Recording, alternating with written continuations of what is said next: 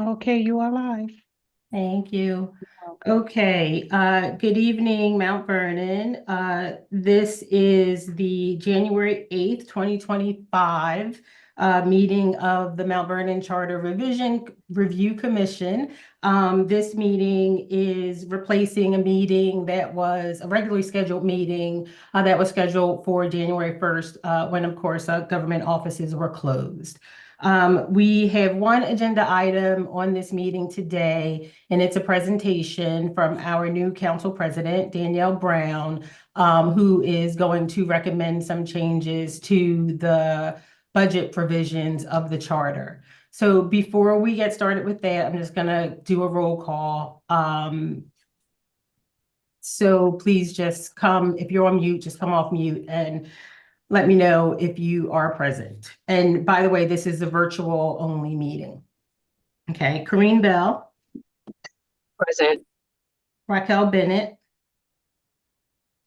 Rosa Blackwell Lawrence, Present. Brian Dwyer, Present. Anitra Hadley, Present. Mary Kingsley, Eileen Lambert, Present. Dolores Lopes, Present. Kevin Morrison, Haley Pilgrim, David Rogers, Present. Monica Whiting Hogans, Present. Marnie Williams, Gita Morris, Present. Axel Eberman, Present. Michael Justino, Susan Lawley, Present. Aaron McGarry, Present. Vince Ferrandino, Gabriel Thompson, Gift in disguise. Stephen Vasquez, Present. Donna Wimple. Okay. Is there anyone present that was not, whose name was not called? Can you please make yourselves known? Council President Danielle Brown. You on mute, Mayor. Mute myself. Mayor Sean Patterson Howard. Okay. Thank you. So, as I said, the agenda item for tonight is a presentation from Council President Brown. As you saw from her email, like she said, I felt very strongly about how the budget process was handled and went to talk to the council about it, and about, what I thought were violations of the charter. Council President Brown and I had, a very interesting exchange about that. And she went back and thought about the process and sent this letter recommending changes to the process with some examples of research that she did. And asked that I present this to the full commission. I thought that it would be more dynamic for her to come and actually present her views and talk about, why she thinks these changes are necessary. So, and she graciously agreed to do that. So that is what this is. I'm going to turn it over to her. Please give her a chance to get through her presentation and say what she needs to say, and then hopefully we will have time to ask questions about it. I am noting that, sorry, too much coffee. I am noting that Brian Johnson, Corporation Counsel, has joined the meeting. I'm going to note that. Did anyone else join? Haley Pilgrim. Oh, hi, Haley. Hi. Haley. Okay. So, Council President Brown. Awesome. Thank you. Good night, everyone. Thank you all for having me. So I think the chairwoman kind of laid it out. She did come indeed. Her and Gabriel Thompson came to the city council meeting to express some concerns about the budget process.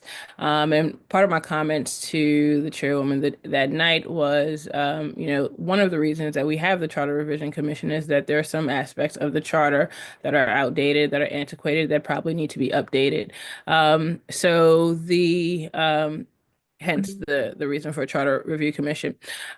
So that sparked the letter, and one of the things that Gabriel Thompson and the chairwoman harped on the night of the meeting was that the initial process, the preparation process for the budget, is on the Board of Estimates, right? They were saying that it is the council president, it's the comptroller, it's the mayor.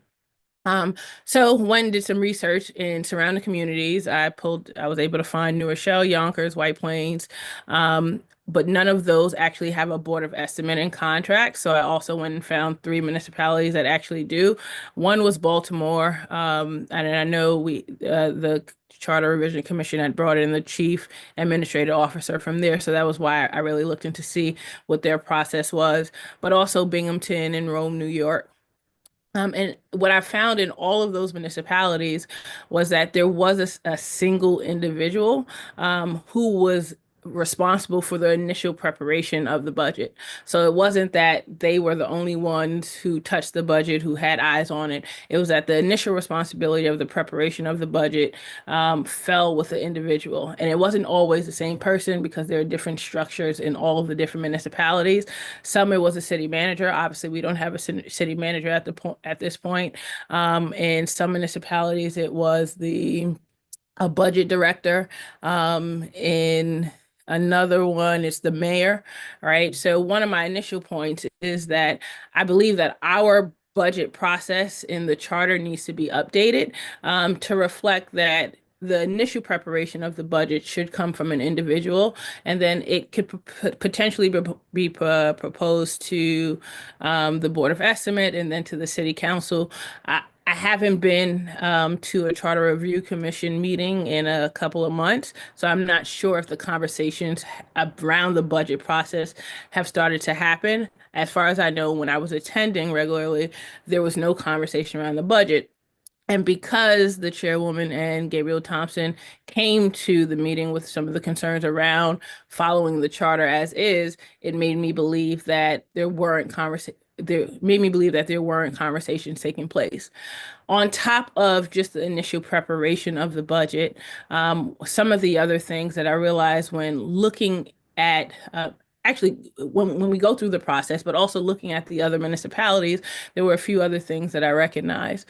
One being, as we went through this process this year, and we were having conversations with the mayor, with the council about our thoughts on the budget, there's no real mechanism in the budget right now for what happens if the city council members can't get 3 votes, right?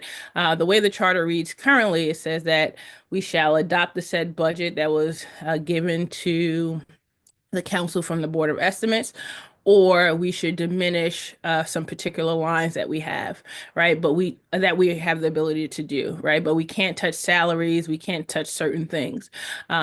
Which brings about some concerns from residents about removing positions, just changing different budget lines around and just reworking parts of the budget. We really didn't have that.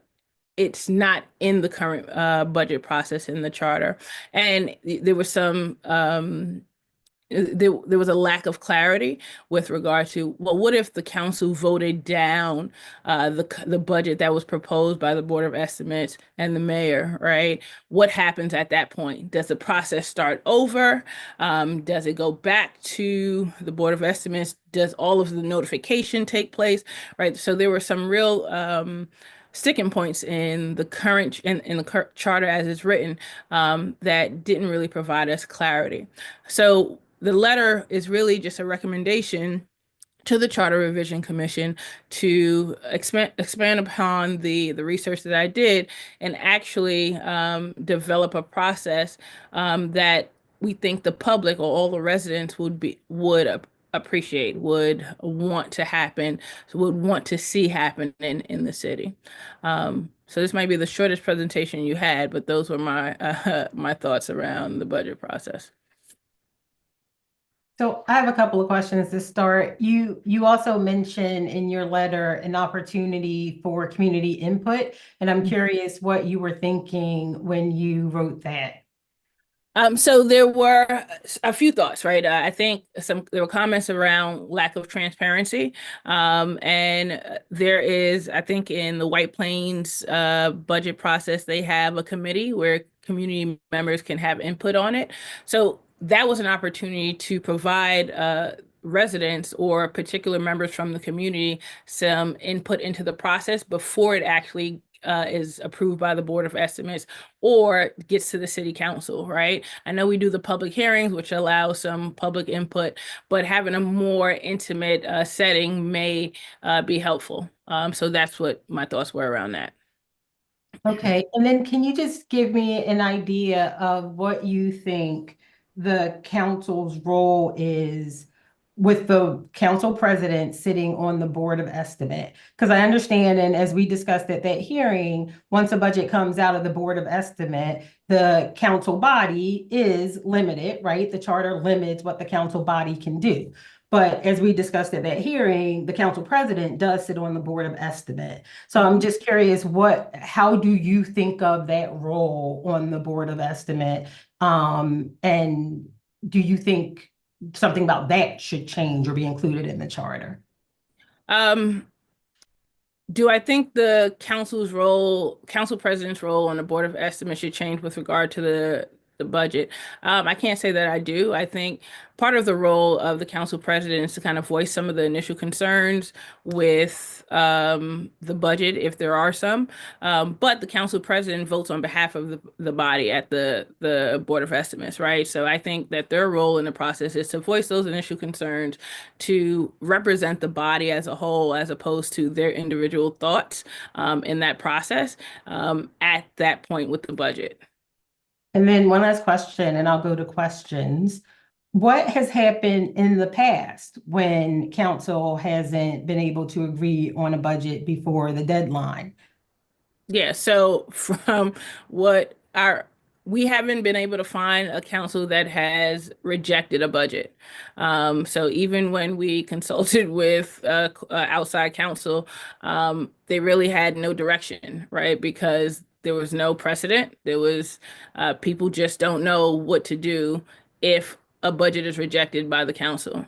In fact, the outside counsel suggested that one of the outside counsel suggested that council's only role is to adopt the said budget or to diminish those lines as they see it. Okay. Questions in this order. Mayor Patterson-Howard, Axel, Gabriel. So I actually, I'm glad that you're speaking about this tonight. When I realized this is what the Charter Review Commission was speaking about, I did send an email for you. I sat down because I agree that the process is very, very flawed. And that there needs to be greater input and there needs to be greater participation and there needs to be a more clear guideline. And so I can just share really, really quickly. It'll take me less than 5 minutes. And this is what I sent you. I said, this year, the mayor's office and the Department of Finance worked together to come up with ways to improve the budget process and better define roles and timelines for each area of government. The proposed changes to the budget schedule will help us achieve the goals. Historically, there's been a hesitancy to release a draft budget because it contains a significantly higher tax rate than what we adopt.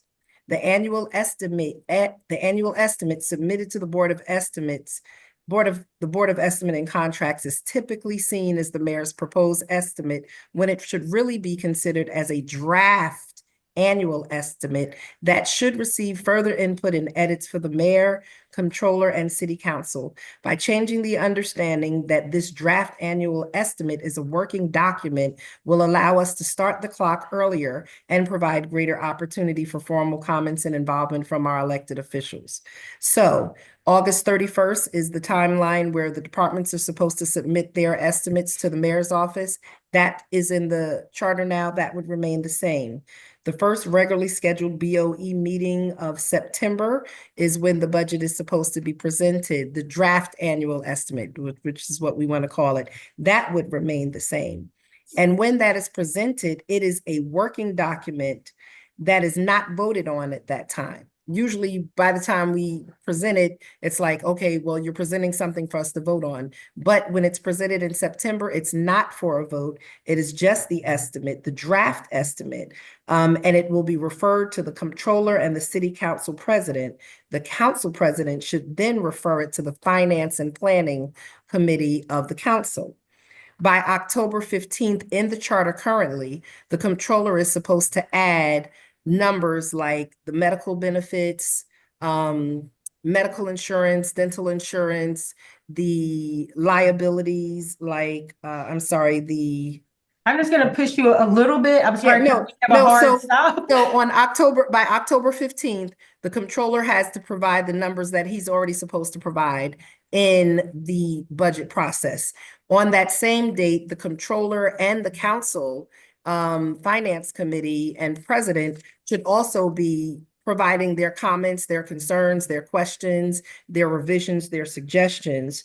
And then the last regularly scheduled meeting of October, that's when the proposed estimate should be presented by the and the public meeting should be scheduled no later than November 19th.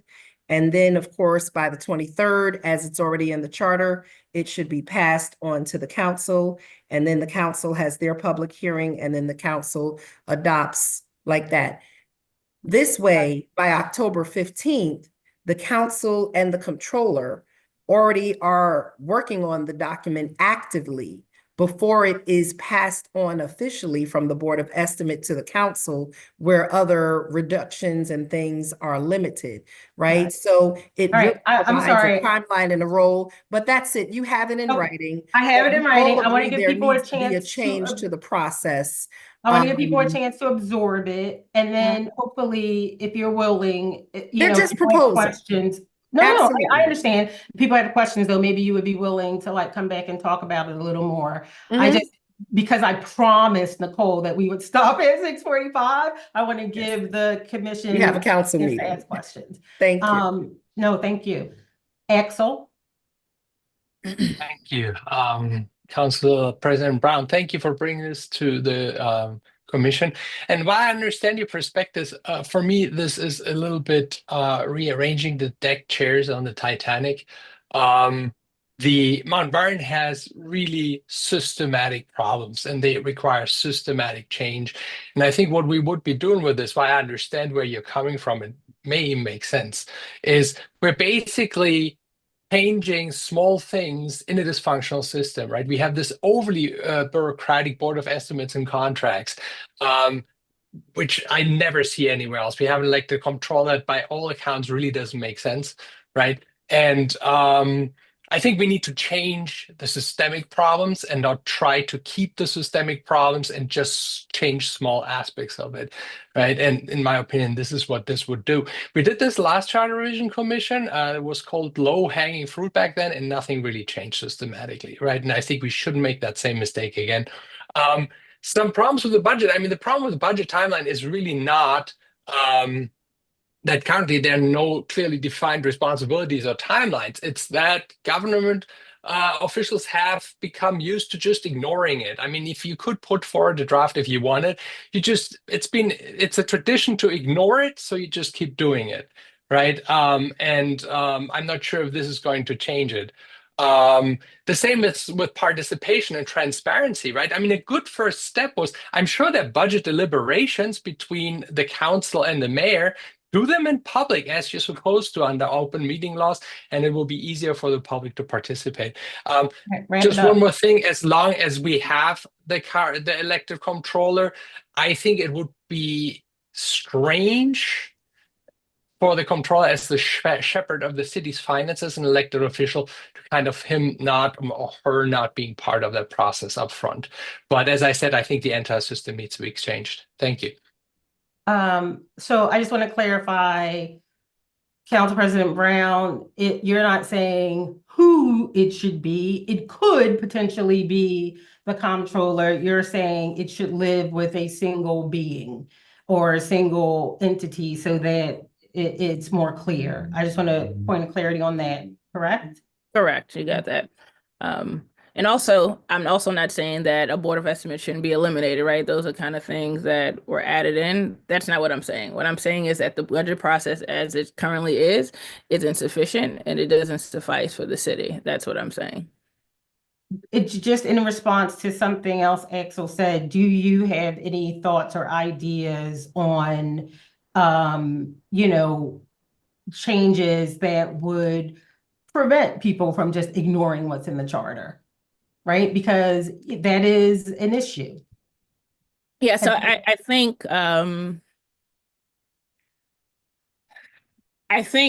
if we were to kind of lay the process out a little bit.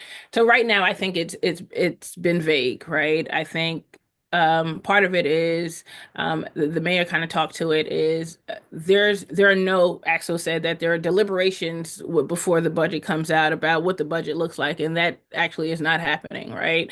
I think the first time the council received the budget may have been, correct me if I'm wrong, Mayor, the day before that it was presented to the Board of Estimates. Am I right on that? Say that again. The first time council received the budget was the day before it was presented to the Board of Estimates? Yeah, that was this year. That has not historically been what's happened with me being in the administration.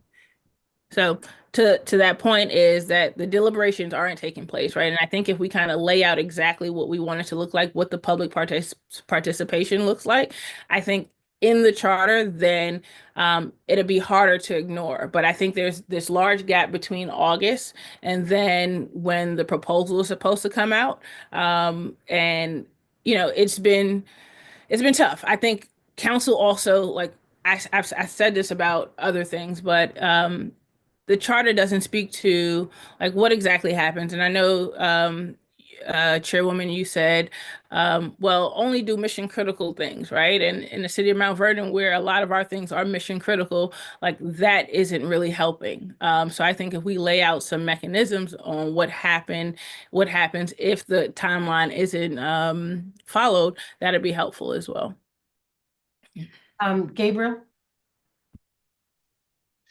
What? Yeah, I'm in the car, so I can't turn my I don't want to turn my camera on and be distracted. Yep. Okay. Yeah, a few things. Council is on the Board of Estimate contract, or 1/3 of it. So is the comptroller. So to me, there's no universe in which, I mean, they have literally a seat at the table and a table of 3 people. No budget. And the whole process, they're at that table. And I agree that it's messed up here. And I agree that any system is flawed. But I think that the idea that there's not time, there's no opportunity for input, it seems like, so when we interviewed council people, almost all of them said we need to do a better job on the budget. And I want to name people specifically, I could, but they said we need to do a better job on the budget. We have not focused on it. We haven't paid attention. We've taken at face value. It was presented to us. One person even said they wouldn't get it in Excel sheet. And then it blows through again. And then the idea is, oh, we need to change the charter. And it's like, and I totally agree, I actually, unusually with Axel in the sense that it's just changing seats on the Titanic, something new in the charter to ignore, it feels like. And because the charter in New Rochelle says November 10th that the city manager, and it's actually the finance commissioner, produced the budget, but they gave it to the city council October 24th. Right. And it's about, to me, it seems like, I mean, we talk about how things are a little different here, but also we have an elected comptroller, which the General Financial Officers of America, which is like, or whatever, GFOA says is a political, terrible, All right. So harkening back to Jefferson days. Anyways, this is important. This is important. No, we'll make the point. Have other things here is the point. We have a lot of other things here that are extremely unique. The way we have an elected comptroller. If we didn't, I think it would make sense to have an appointed, and it could be in that office. And then if those people weren't performing, council could either potentially remove them, or council could, censure them, or whatever they can do, and the person could be fired if they don't perform. I think the issue is now it's a real hot potato that's put in 3 political hands, and kind of nobody really wants it. Okay, that's it. Sorry, I'm driving, so it might be even more scattered than you. No worries.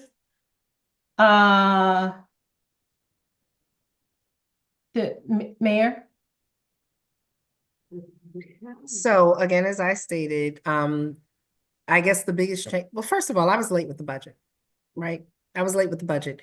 And I have no problem accepting that responsibility. Honestly, the 2019 budget was being deliberated on in February. And the 2020 budget was being deliberated on in March.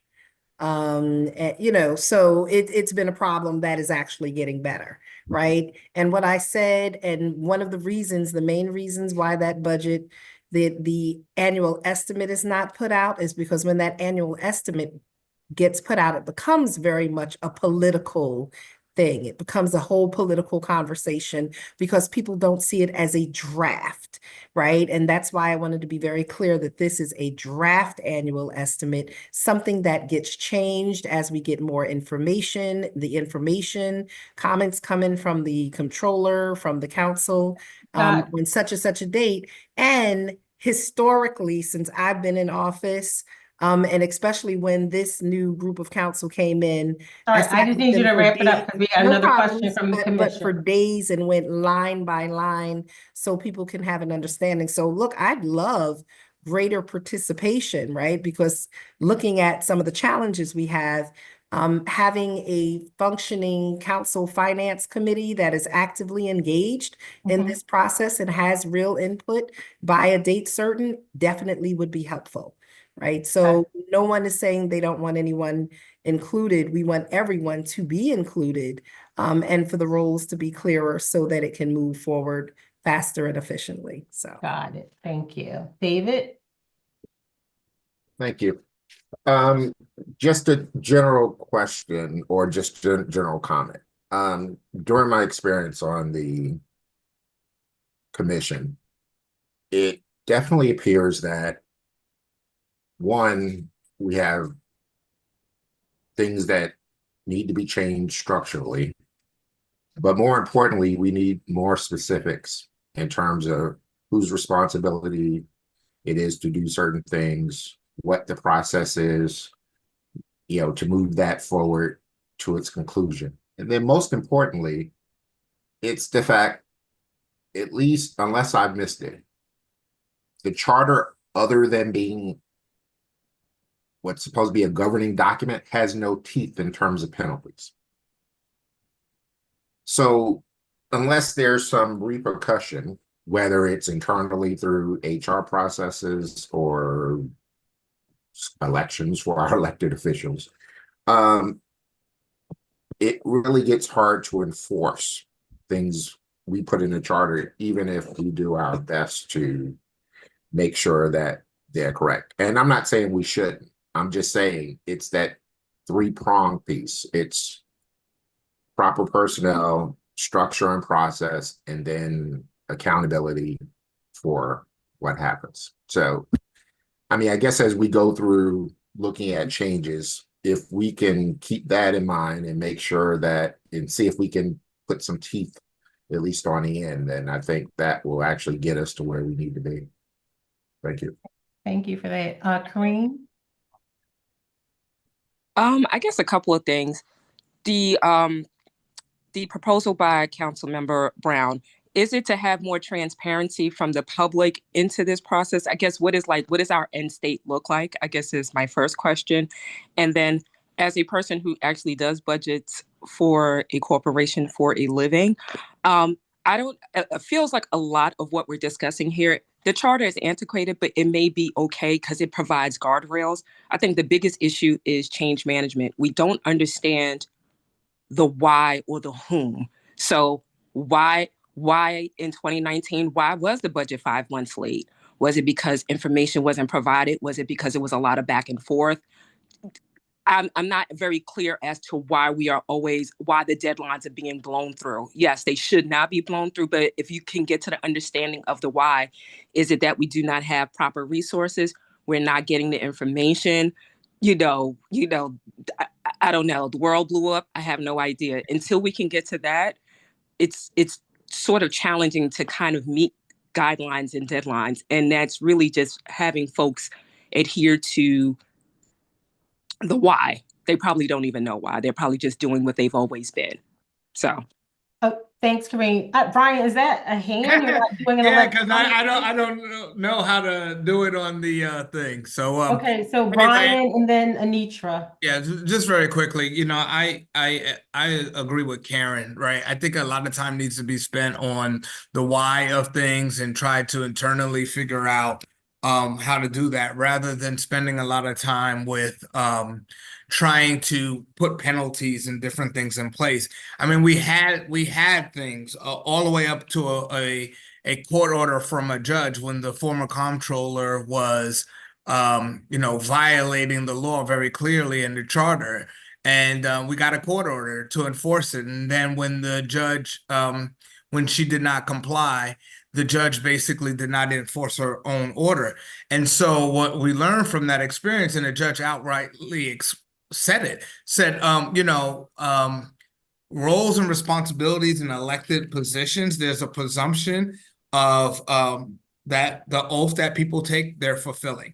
And if they're not fulfilling that, then courts are not really equipped to run governments. So you can work and try to find all kinds of things, but what this administration has experienced is going all the way up to the court and still have the court fail us. So in doing that, so I think the best way to do this is, and if you have somebody who's an employee, you can hold them accountable, like David said, through termination, demotion, or maybe that was Gabriel. I'm sorry if I attributed it to the wrong person. So maybe that is a part of it, but certainly spending time to try to build things into a charter is probably not our best use of time. Thank you for that. Anitra? Thank you. Good evening.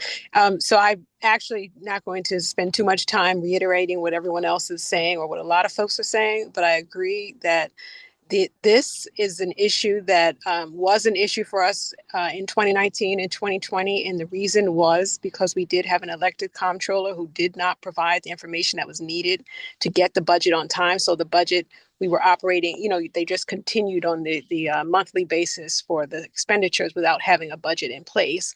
Taxes were late, and then that caused a cash flow problem.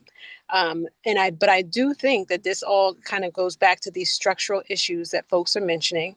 The ability, we don't have the ability to hire or replace, if necessary, a comptroller or a finance person who is not complying with the law or is not delivering as needed. So I do think, again, that is something that we should, as a commission, focusing on dates or who is going to be doing the budget. I think is a waste of our energy, really.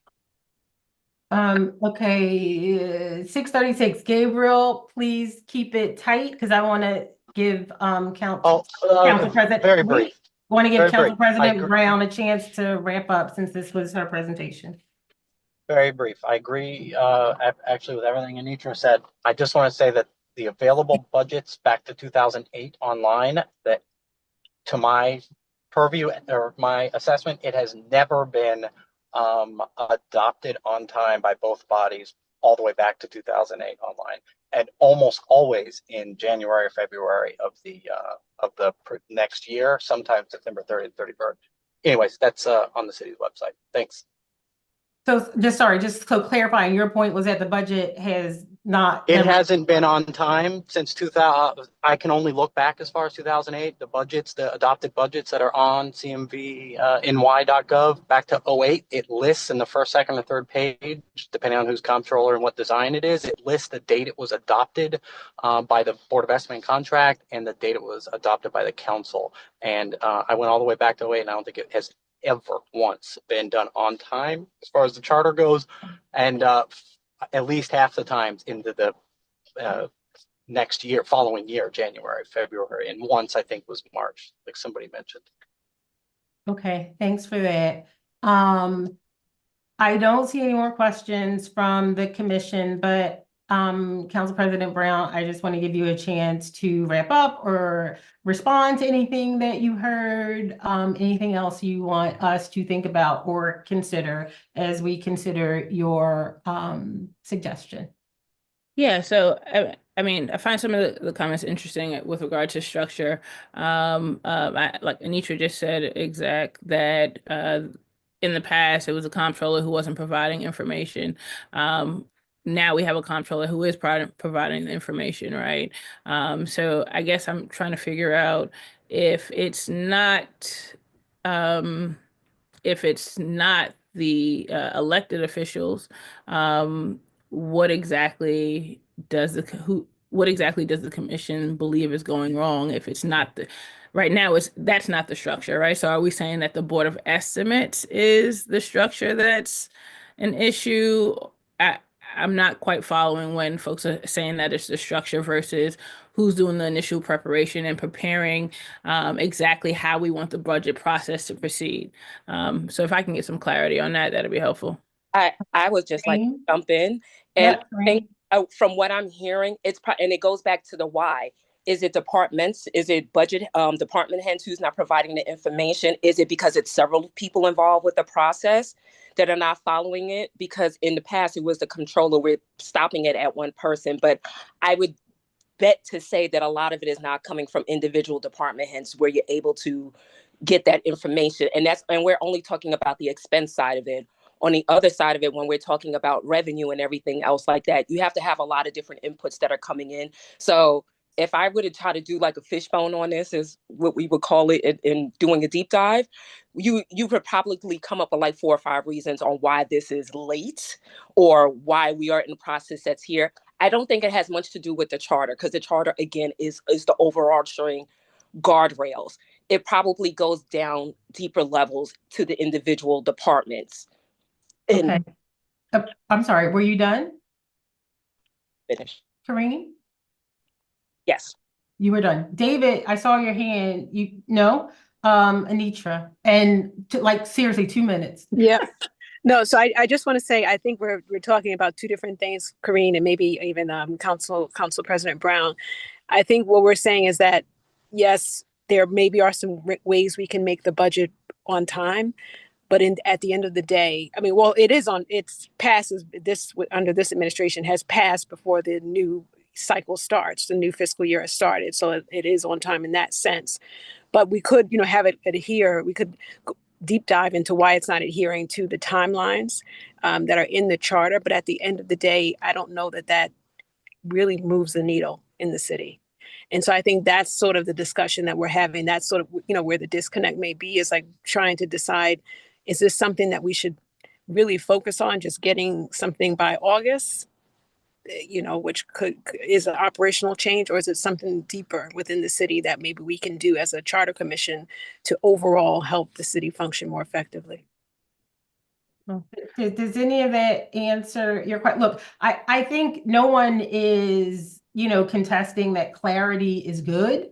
And I think a lot of what you're asking for is clarity around the process. I just think the question, there are different questions for a lot of different people. You heard some people be concerned with the fact that it doesn't matter what's in the charter, because if there is no accountability, people will still do what they want. And then I think the other side of that is you hear people saying, look, the city has deeper problems, and perhaps if we address those deeper problems, it will, in a lot of respects, address the problem of clarity. So I think that's what you're hearing. Fair enough. Okay. We're 3 minutes to spare. Nicole, thank you so much. Thank you, Mayor. Everyone has your date proposal. We're going to look at that. We'll talk about whether or not, if we have questions, if you're willing to come and talk about, why you think that's a good idea.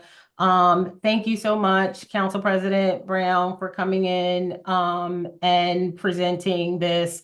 I just want to say again that I do appreciate the effort, the fact that the conversation, the back and forth about the budget at the council hearing, and the fact that you went back and thought about it and came up with this, and we will absolutely talk about it and circle back to you. Awesome. Okay. All right, everyone, have a good night. Thanks so much. Thank you for your